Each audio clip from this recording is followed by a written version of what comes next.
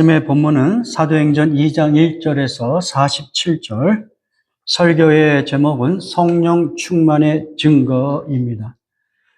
아마도 오늘 제가 준비한 것을 다 말씀드리기가 좀 시간이 부족할 것 같고요. 이번 주, 다음 주에 걸쳐서 성령 충만의 증거에 대해서 같이 배우고 적용할 수 있기를 바랍니다. 우리는 지난주에 예수님의 제자들, 수십 명의 제자들이 예루살렘을 떠나지 않고 다락방에 모여서 오직 기도하며 성령에 대한 임재를 간절히 사모하면서 그렇게 기도하는 내용을 지난주에 살펴보았습니다. 그와 더불어서 가룟 유다를 대신할 사도의 직분을 갖고 이제 사역을 하게 될 새로운 사도 ματ디아를 선정함으로써 예수님의 사도와 그 제자들이 이제 생존을 넘어서 예수님이 가르쳐 주시고 명령하신 그 사명을 위한 삶을 위하여 헌신하는 그런 내용들을 우리가 같이 생각해 봤습니다. 이러한 마음으로 이제 그들이 하나님 앞에 전심으로 기도합니다. 그리고 그렇게 기도한 지 한 열흘이 돼서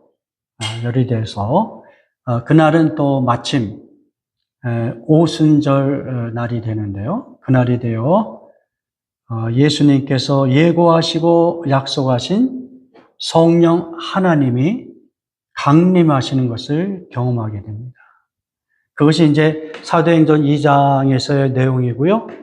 그리고 그들이 이제 성령 하나님이 아주 충만하게 강림하심으로 그들의 그 삶의 모습이 완전히 변화되는 그러한 내용들을 담고 있습니다.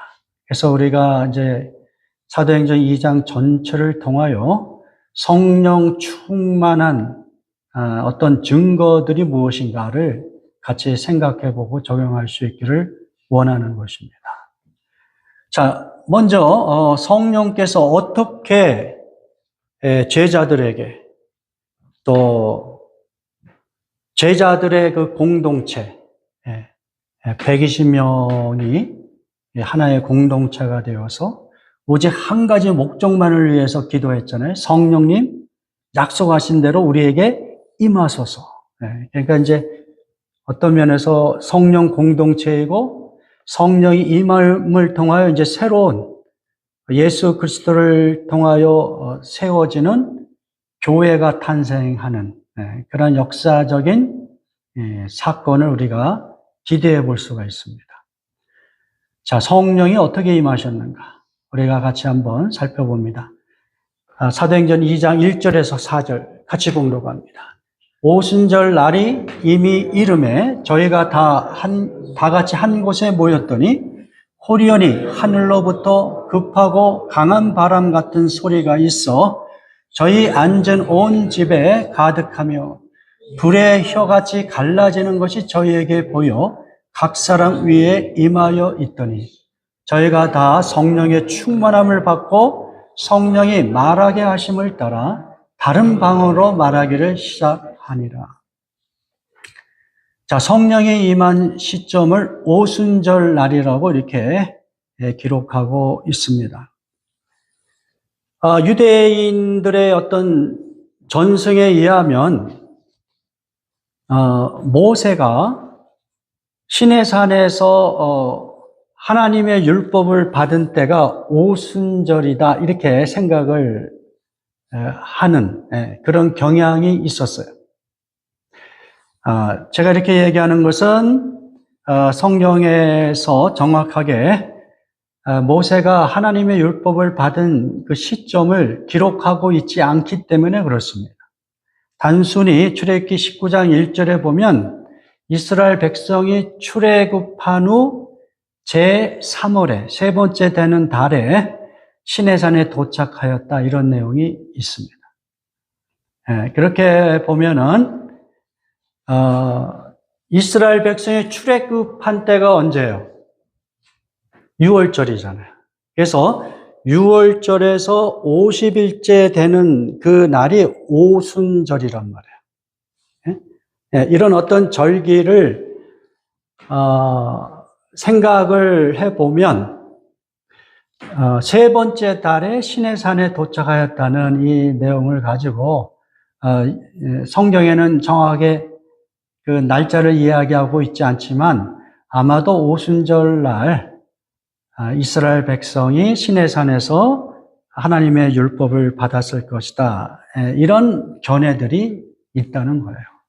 만약에 이제 이런 견해들을 가지고 우리가 생각해 보면 성령이 오순절 날에 이르렀다는 것은 좀 더 어떤 구약 시대와 신약 시대를 구분짓는 어떤 명확한 그 하나님의 어떤 그 구원의 역사, 이런 것들을 우리가 대조하여 생각해 볼 수가 있는 것이죠. 예를 들어서 구약 시대에는 하나님께서 이스라엘 백성에게 율법을 주심으로 그들과 언약을 맺어요. 나는 너희들의 하나님이 될 것이고 너희는 나의 백성이 될 것이다. 이런 언약을 맺으신단 말이에요. 이 율법을 통해서. 그래서 이스라엘 백성이 하나님의 백성이 되는 그 사건을 우리가 생각해 볼 수가 있어요. 그런데 신약 시대에 와서 이제 예수님이 승천하시고 성령을 보내신다 그랬고 성령이 오심으로 어떤 일들이 벌어져요? 성령이 이제 어떤 방식으로 임하시냐면 예수 그리스도를 믿는 사람들, 그 사람들의 마음에 오셔서 그 마음에 하나님의 율법을 심어주는 방식으로 그렇게 해서 새로운 언약을 맺으신다는 거예요. 예? 예수 그리스도를 믿는 자에게 성령이 임하셔요. 그래서 여러분 깊숙한 그것이 어떻게 표현될지 모르지만 여러분의 마음에 또는 여러분의 영혼에 성령이 임재하셔서 그래서 여러분에게 하나님의 율법을 마음에 새겨주시는 그런 방식으로 새로운 언약을 맺으신단 말이에요. 그것은 구약시대에 이미 하나님께서 예고하신 말씀이에요. 특별히 예레미야 31장 33절에 보면 내가 나의 법을 그들의 속에 두며 그들의 마음에 기록하겠다. 구약시대에는 율법이라는 조문을 통하여 언약을 맺었다면 이제 신약시대에는 성령을 보내심으로 아예 우리들의 마음에 하나님의 율법을 심어주고 그래서 성령의 권능으로 하나님을 향하고 하나님을 섬길 수 있도록 그렇게 만들겠다. 이게 뭡니까? 새 언약인 거예요. 그것이 신약이에요. 이렇게 구약과 신약의 하나님의 구원의 방식을 대조하여 생각해 볼 수가 있는 것이죠. 그리고 구약시대는 율법을 통하여 이스라엘 민족이라는 특정한 공동체를 하나님의 백성으로 삼으셨다면 이제 신약시대는 어때요? 성령을 통하여 모든 민족에게 그 마음의 임하심으로 모든 민족을 하나님의 자녀로 삼으시고 또 그들을 통하여 예수 그리스도의 교회를 만드시는 그러한 새로운 시대가 시작되는 것을 생각해 볼 수가 있는 것입니다. 이렇게 오순절에 성령이 임하셨어요. 어느 곳에 임했냐면 저희가 다 같이 한 곳에 모였다. 예수님의 제자, 신앙을 고백하는 사람들, 성령을 간절히 사모한 그 공동체가 같은 마음을 가지고 간절히 기도한 거예요. 생존이 아니라 사명을 위하여 예수님이 우리에게 주신 삶의 지향점을 향하여 살아가겠습니다. 그런 그 공동체에 그들이 한 곳에 모여 있었는데 그것이 어떻게 해요? 성령이 강림하신 거예요. 어떤 방식으로? 공동체 안에, 저희 앉은 온 집에 가득한 공동체 안에, 동시에 또 어떻게 해요? 각 사람 위에, 그 공동체에 각 사람 위에, 이런 식으로 성령이 임하신 것을 알 수가 있어요. 그리고 이 성령이 이렇게 강림하신 것을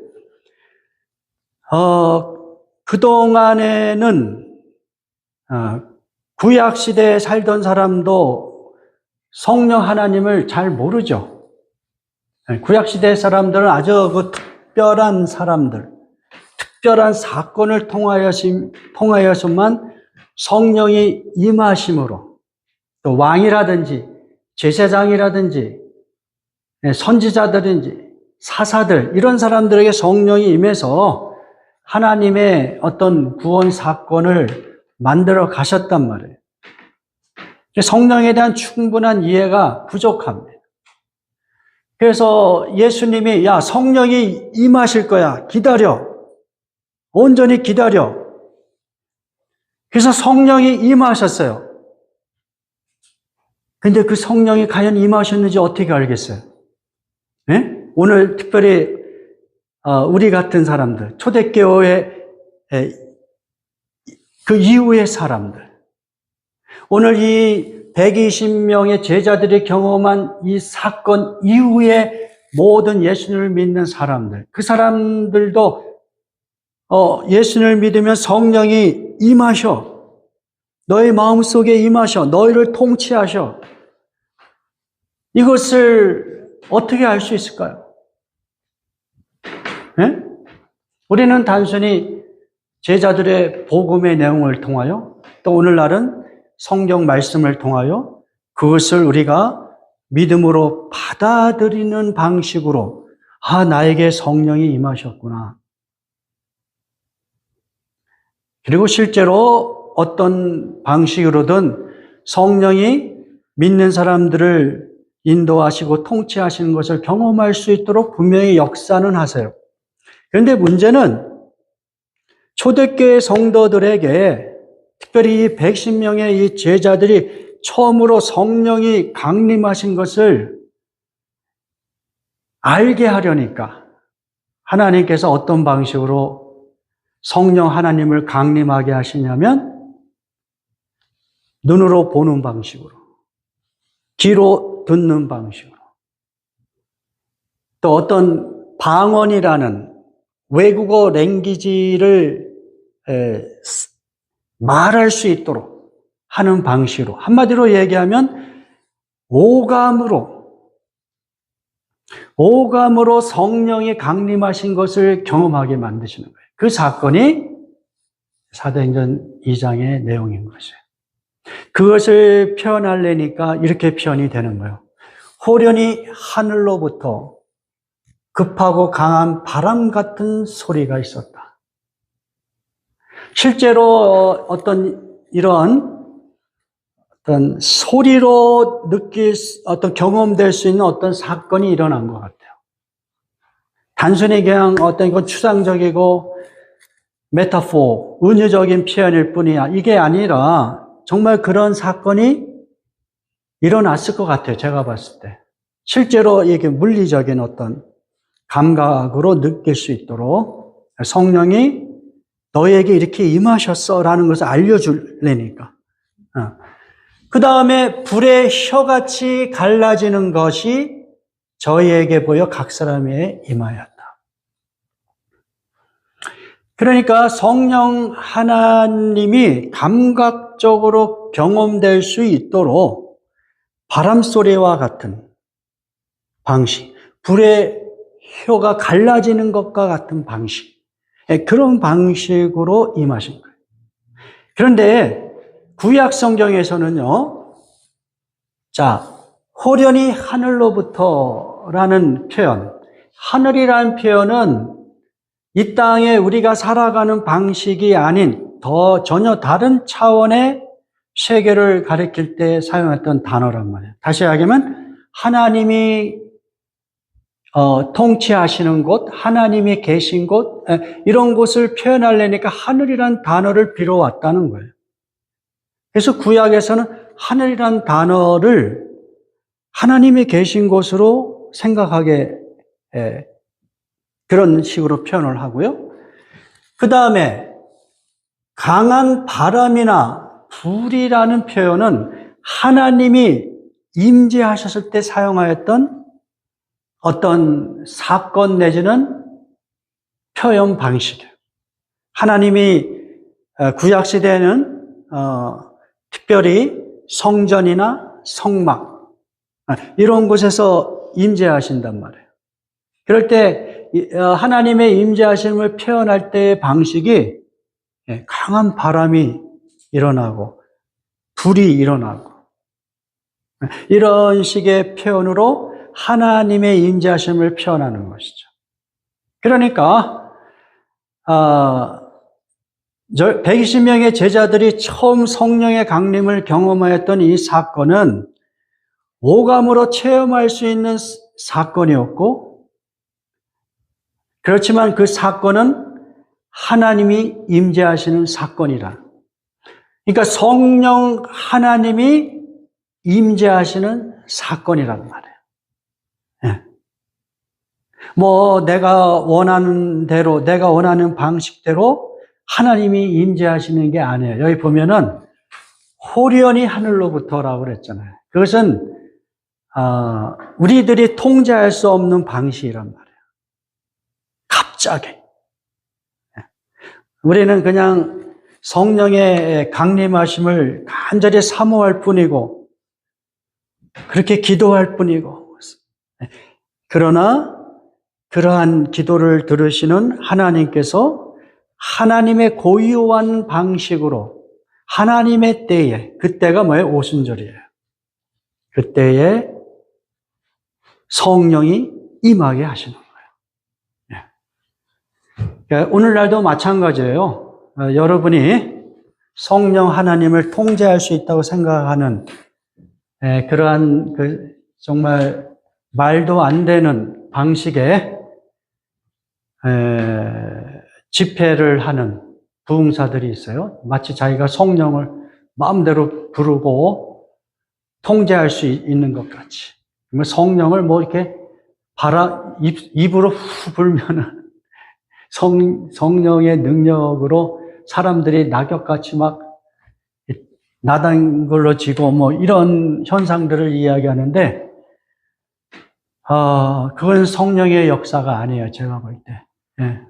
성령의 역사는 그런 게 아니에요. 성령은 하나님이시기 때문에 우리가 통제할 수 있는 그런 분이 아닙니다. 성령이 우리를 통제하시는 거예요. 성령이 우리를 통제하세요. 어떻든 하나님이 정하신 때 오순절에 호련히 성령이 임하세요. 그리고 성령이 임한 증거로 무엇을 보여주시냐면 다른 방언으로 말하게 하신다. 성령의 강림이라는 것은 우리에게 어떤 메시지를 또한 주냐면, 바벨탑 사건을 통해서 하나의 통일된 언어가 각 민족으로 이렇게 흩어지면서 여러 방언으로 이렇게 나뉘게 되잖아요. 그렇죠? 그것은 일종의 하나님의 심판의 결과라고 할 수 있어요. 그러나 이제 성령이 강림하신다는 것은 그 하나님의 심판이 예수 그리스도 안에서 우리들의 죄를 회복하시고 우리가 하나님 앞에 일종의 심판으로 경험하였던 그런 다양한 원어들도 이제 성령 안에서 하나로 이렇게 교통할 수 있는 길을 만들어 주신다.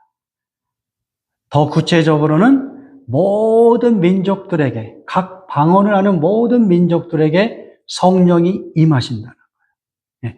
이러한 것들을 메시지로 하면서 성령의 강림을 설명하는 것입니다. 그래서 이런 그 성령의 강림을 경험한 제자들이 어떠한 그 삶의 체인지가 일어났는가, 그것을 우리가 이제 살펴보기를 원해요.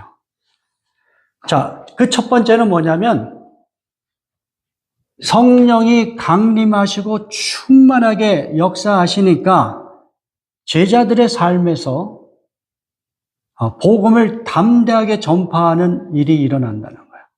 예. 자, 우리가 그것을 같이 살펴보기를 원합니다.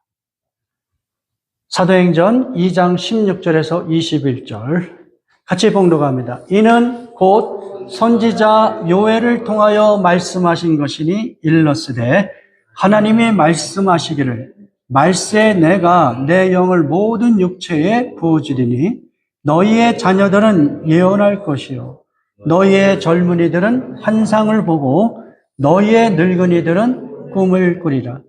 그때 내가 내 영을 내 남종과 여종들에게 부어주리니 그들이 예언할 것이요 또 내가 위로 하늘에서는 기사를 아래로 땅에서는 징조를 베풀리니 곧 피와 불과 연기로다.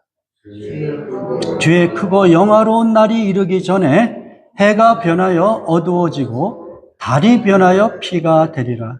누든지 주의 이름을 부르는 자는 구원을 받으리라 하였느니라. 예. 제자들이 막 그 방언을 하는 거를 경험하니까 그 소리 듣고 사람들이 막 몰려왔어요. 어떤 일이 일어났느냐. 저들이 술 취해서 저렇게 막 떠드는 것이냐. 막 이런 어떤 반응을 보일 때에 이제 베드로가 그 많은 군중 속에서 하나님의 말씀을 담대하게 증거하는 그런 내용이 나옵니다. 그 내용 속에 베드로가 이렇게 이야기를 해요. 이는 곧 선지자 요엘을 통하여 말씀하신 것이다. 다시 이야기하면 예수님 오기 전 한 800년 전에 선지자로 활동하였던 요엘이 예언한 내용, 요엘서 2장 28절에서 32절 말씀을 인용을 하는 거예요. 그것이 이제 사도행전 2장 17절에서 21절의 내용입니다. 그 말씀이 오늘 그대로 이 오순절에 이 다락방에 모인 그 제자들에게 그대로 성취되었다. 그것은 그냥 족보 없이 그렇게 이루어진 것이 아니라 예수님 오시기 전 800년 전에 구약에서 예언하였던 그 성령의 강림하심, 그 충만하게 역사하심이 오늘 이 자리에서 성취된 것이다 라고 설교를 하는 거예요. 어떤 방식으로 성취된 것이냐, 그걸 설명하는 겁니다.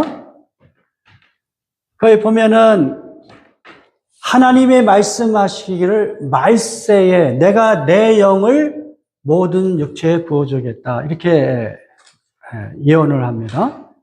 예수님 오시기 800년 전에. 그런데 이 성령이 오심 그 자체가, 그 시기가 어떤 것이냐면 말세란 말이에요. 말세. 예? 제가 이제 좀 이따 더 설명을 하겠지만 이 19절, 20절의 내용은 그 말세 현상을 설명해 주고 있어요.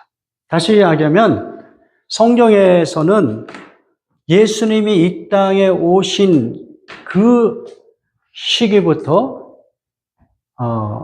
종말의 개념으로 보고 있어요. 종말. 말세의 개념으로 본다. 이게 종말. 그러니까 근데 그 종말이 우리에게 본격적으로 무엇인지를 가르쳐주는 그 사건이 이제 성령이 임하신 사건이에요. 그러니까 성령이 강림하신 그 사건은 곧 말세가 시작되었다는 것을 우리에게 보여주고 있고요. 그리고 예수님이 이 땅에 다시 오시는 그날은 그 말세를 종결하는 종말의 끝을 우리가 기다리게 하는 그런 사건이라고 할 수가 있는 것입니다. 자, 어떻든 성령이 임하신 이 시점은 말세라는 거예요. 다시 이야기하면 예수 그리스도의 복음을 통하여 이미 하나님의 심판은 시작되고 있는 거예요. 자, anyway, 성령이 임하셨을 때에 그 성령은 누구에게 임한다고 그랬어요? 자녀들, 젊은이들, 늙은이들. 그러니까 모든 세대를 걸쳐서, 특정한 세대가 아니라 모든 세대를 거쳐서 성령이 임할 것을 이야기하고 있고요. 또한 내 남종과 여종들에게 부어주겠다. 제가 아까 말씀드린 대로 구약시대에는 특별한 사람들에게 성령이 임하셨어요. 대표적인 사람들이 누구라고 그랬어요? 왕, 선지자, 제사장 또는 사사. 그런데 말세에는 성령이 강림할 때에는 남종과 여종에게 다 임하겠다고 말씀하세요. 예? 그 이야기는 뭡니까? 성령의 강림 사건은 빈부, 신분의 어떤 차별이 깨트려지는 사건이라 이거예요. 남종과 여종은 그 사회에서 가장 밑바닥 삶을 사는 사람들 아니겠어요? 사람들에게 인정받지 못하는 사람들. 그러나 우리 하나님의 새로운 언약의 방식으로 성령은 이제 가장 밑바닥에 있는 사람들에게도 임재하셔서 그들을 구원하실 것을 약속하고 있는 것입니다. 그리고 이렇게 모든 사람들, 신부의 그 차이를 극복하고 모든 세대의 차이를 극복하면서 성령이 임하셔서 그들에게 은사를 주시는데 그 은사가 다양합니다. 예언이 나오고 환상이 나오고 꿈이 나와요. 예? 그러니까 이렇게 다양한 방식으로 하나님께서 성령을 통하여 하나님의 일을 할 수 있도록 그렇게 은사를 부어주실 것이다. 이렇게 이야기하고 있고요.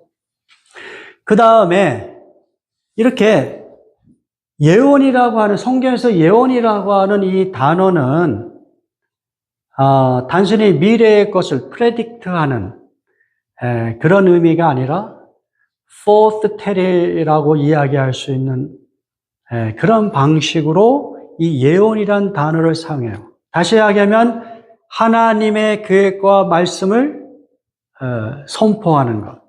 그것이 예언이에요. 그 안에는 미래에 대한 예고도 다 포함이 되어 있겠지만 말이에요. 그러니까 하나님께서 성령을 주실 때 우리에게 어떤 은사들을 주냐면 하나님의 말씀을 선포할 수 있는 그런 은사를 주시고요. 그 다음에 환상, 비전을 주시고 드림, 꿈을 주시는 거죠. 예? 노인네들은 꿈을 많이 꾼다 그러잖아요. 근데 그냥 어떤 그러한 꿈이 아니라 하나님 나라를 위한 어떤 꿈을 주시는 것이죠. 젊은이들에겐 비전을 주시고 하나님 나라를 위하여 어떠한 그 소망과 그 미래를 꾸려가야 되는지 이런 어떤 비전을 주신다고 이야기하고 있어요. 그런데 재미난 것은 그러한 모든 다양한 그 은사가 결과적으로 어떻게 기결이 되냐면 이렇게 기결이 돼요. 18절에 그들이 예언할 것이요. 여기서 이 그들은 남종과 여종을 포함하는 것일 뿐만 아니라 성령의 은사를 받은 모든 사람들, 이렇게 표현할 수도 있겠어요. 그렇다면 그들이 그 각양각색의 은사를 통하여 하나님께서 하시고자 하는 어떤 궁극적인 목적이 있단 말이에요. 그것이 무엇이에요? 예언이란 말이에요. 이 예언이 뭐예요? 구체적으로 하나님의 복음을 선포하는 거예요. 하나님의 복음을 선포해요. 성령이 우리에게 그렇게 다양한 은사를 주시는 것은 궁극적으로는 하나님의 나라가 임하였다는 것, 예수 그리스도를 통하여 하나님이 구원을 하신다는 그런 하나님의 그 나라를 선포하는 것으로 그 모든 은사들이 이렇게 모아진다는 것을 우리가 생각해 볼 수가 있는 것입니다. 실제로 제자들이 그렇게 하나님의 말씀을, 복음을 담대하게 증거하는 그런 능력을 경험하게 된 것입니다. 그리고 이제 19절과 20절에는 그 종말의 현상들을 이야기합니다. 말세에 어떤 일이 일어나느냐, 또 내가 위로 하늘에선 기사를 아래로 땅에선 징조를 베풀니 곧 피와 불과 연기로다. 그러니까 이것은 이제 예수 그리스도가 이 땅에 오심을 시작으로 하여 하나님의 심판이 이미 시작되고 있다는 것을 이야기해 주고 있어요. 하나님께서 세상을 통치하시면서 동시에 예수 그리스도의 십자가 사건을 통하여 마귀를 멸하시는 그의 모든 어떤 그 치명적인 능력을 다 파괴시켜서 무력하게 만드는 그런 심판이 시작되었다.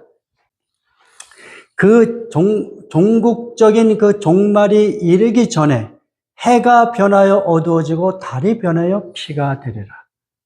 하나님의 심판이 이와 같은 방식으로 온 우주의 어떤 그 파멸을 향한 어떤 사건, 이런 것들이 종말의 끝에 경험될 것을 이야기해 주고 있습니다.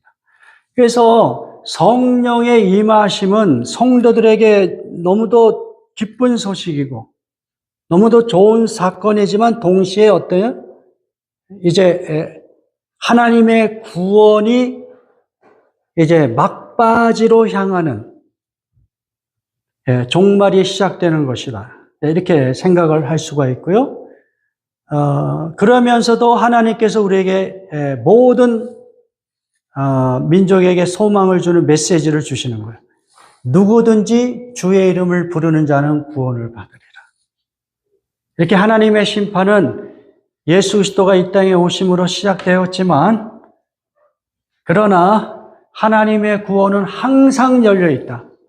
누구든지 예수 그리스도를 믿는 사람은 누구든지 이렇게 표현하고 있는 것이고요. 주의 이름을 부르는 자. 여기서 주가 누구겠어요? 네? 자, 지금 이 말씀은 요엘서에서 인용한 거예요. 그렇다면은 구약 성경에서 주는 이 히브리어로 어떤 단어를 사용했겠어요? 야훼라는 단어를 사용한 거예요. 야훼.